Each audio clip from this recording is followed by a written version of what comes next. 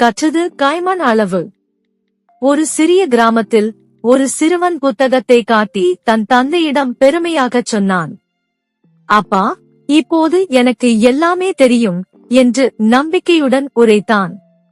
அப்பா சிரித்துக் கொண்டு அவனை ஆற்றங்கரைக்கு அழைத்துச் சென்றார்.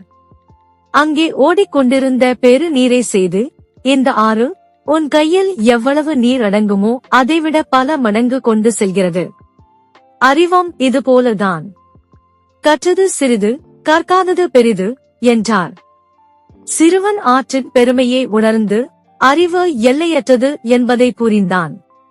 அந்த நாளிலிருந்து அவன் எப்போதும் பணிவுடன் கற்று அறிவின் பெருமையை மதித்து வாழத் தொடங்கினான்.